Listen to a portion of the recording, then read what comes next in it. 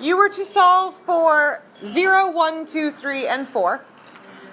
And I'm assuming your math teacher taught you something like this. X, comma, y, and that's how you can find coordinates, right? Yeah. So here, if x equals 0, y equals 1. And if x equals 1, y equals 1/2. If x equals 2, y equals 1/4. If x equals 3, y equals 1/8. And if x equals 4, y equals 1/16. Now, for the purposes of math, we could just keep going, right? Like I could do if x equals 5, and if x equals 6, and if x equals 7.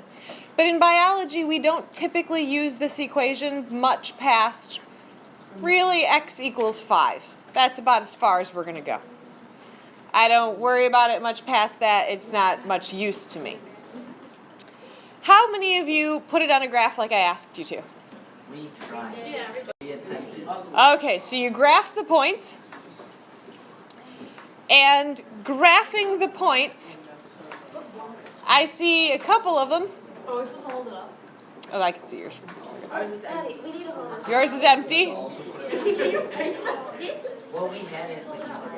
I said it's a drop base. So, does the graph that you made for this look familiar?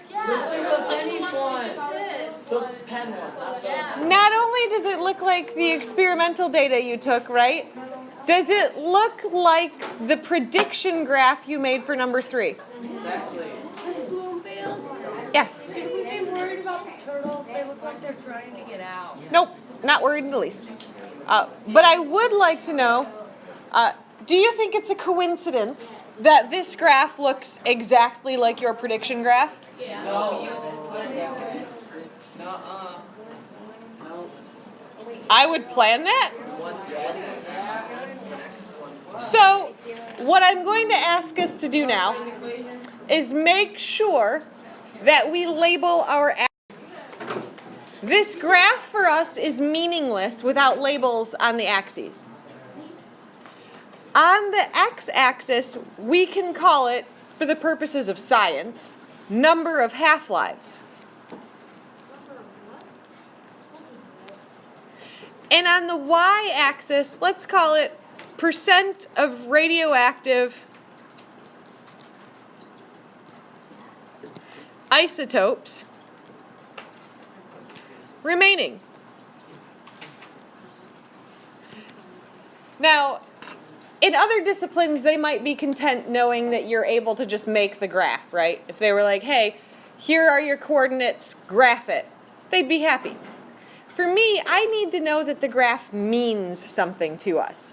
It's not really a useful tool for statistics and probability if we can't interpret the graph.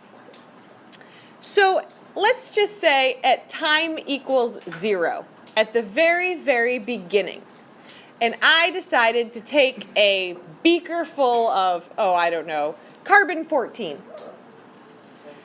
How much of that beaker would be carbon-14? What percentage? 100% of the contents would be carbon-14, right? Because it's at time 0. No time has passed for that sample.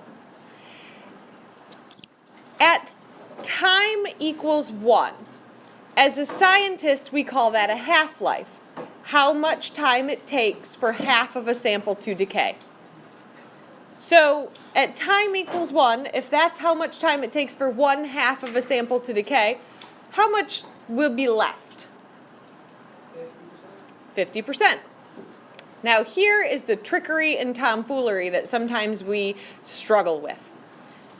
If I were to say a second half-life has passed, 2 half-lives have passed, what percent remains? 0%. Or 25. No, it's 25. 25% remains. And some of you are like, but if half of it decayed the first go round, wouldn't the other half decay the second time? Half of the remaining half is going to decay. Does it take the same amount of time as the first half? It takes exactly the same amount of time because, think of it this way. The first set of events occurring are independent of the second set of events. It's probabilities. Now here's what we tend to struggle with sometimes when we look at this probability thing. So I'm going to insert here, see if we can't make sense of it. Because some of you are like, no, it's not. Yes, it really is. Here's a practical application of this whole independent events thing. So, I had a baby shower in August. And at the baby shower, there were 7 pregnant women, but one of them had gone to the restroom because, well, she's pregnant. And as it turns out, of these 7 women, all of us have chosen to not find out the gender of our children. All 7 of us. So at the time we were all in this lineup, none of us knew what we were having. However, the first 2 due dates have passed. My sister-in-law, Lisa, had a little boy.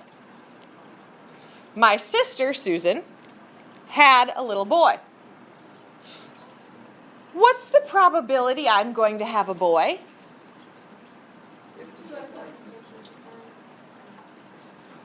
But why is it 50%? Doesn't it seem improbable that 3 people in a row would have boys? Well, it's always There's only 2.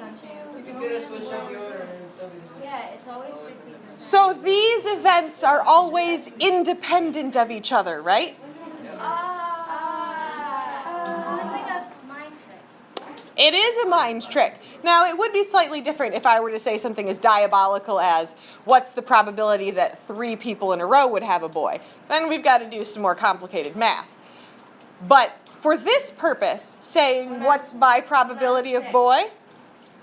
It's going to be 50%. So you see how independent events can't affect each other's probabilities?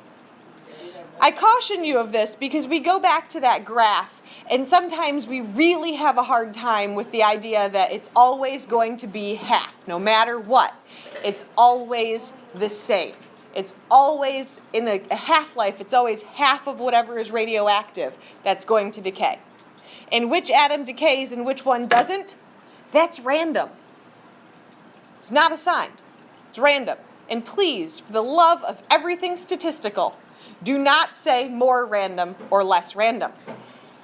Those things don't exist. Either it's random or it's not. But it's not more or less random.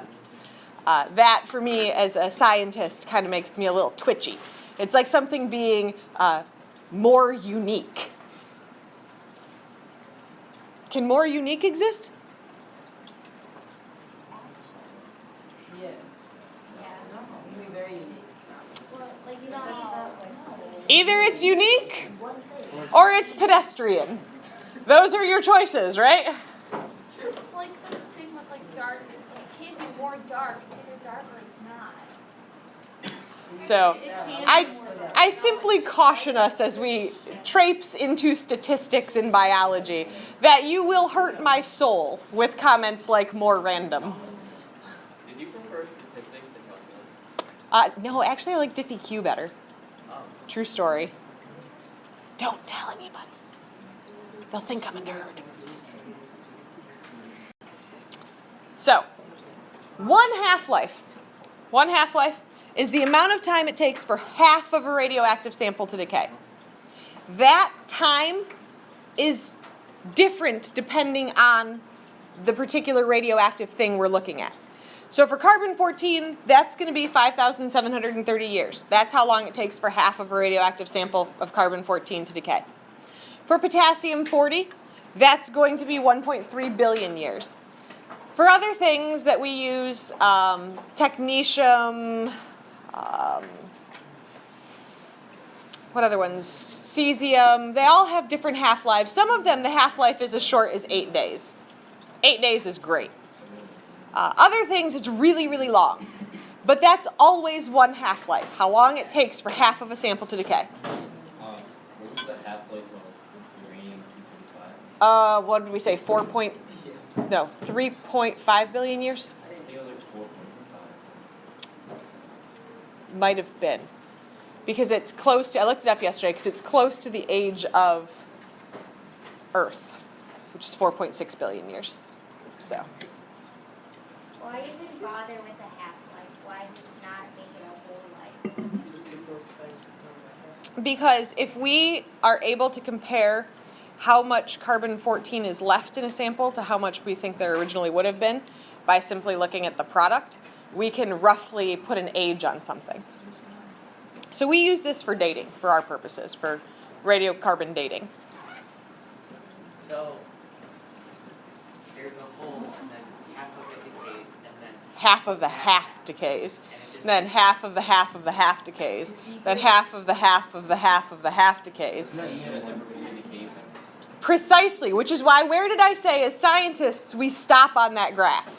5. We stop at 5, because if we go any further than that, mathematically it tells us we'll never reach 0. We'll just keep on dividing in half, because that whole wacky infinity thing, right? Like we're just going to keep on keeping on. For biologists, that's not really helpful. So we only go to about 5 half-lives before we declare a radioactive isotope useless. We're like, meh, does us no good anymore. Aren't the half-lives of the later man-made elements like much less than 1 second?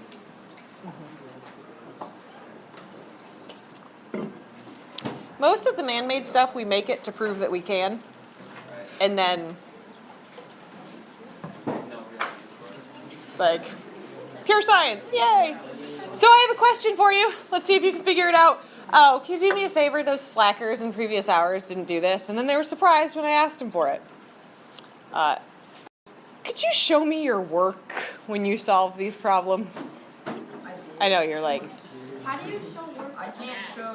here's a problem for you, and see if you can show me the work.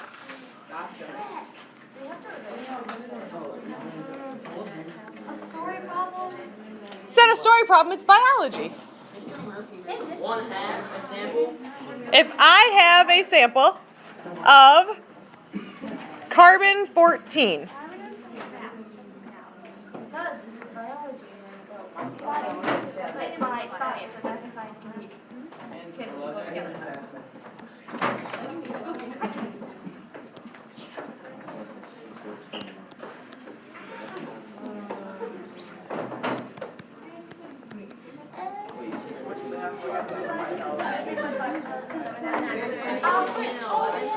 if I have a sample of carbon-14 and 11,460 years have passed, how many half-lives have passed? Do you know what the half-life is? You do know what the half-life is. It's 5,730. Times that. Okay. 5,730. You want like decimals and stuff? I'll leave things as fractions for me. This one should hopefully work out evenly if I'm smart enough to math. How many Was I smart enough to math? 1, 1, 4, 6, 5. I don't know. It's quickly approaching 2:30. My math skills degrade as the day continues on. Hey, what's your answer? 2. Do you want to know what the follow-up question's going to be? What is it?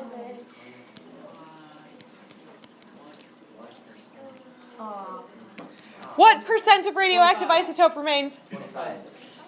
Now, if you knew the graph off the top of your head, you were able to just do that, right? Yeah. Here's the hint. Thank you. Insert 2 for X, Wait, is and that- you get a quarter, right? 25% remains. Is that a negative one or just? Oh no, that's just this is just from my question mark above. So all you have to know is that equation and the number of half-lives that have passed, and you can tell me what percent of radioactive material remains, right? You got this. So tomorrow we can easily play a whiteboard game. Easy peasy lemon squeezy. You can put everything back.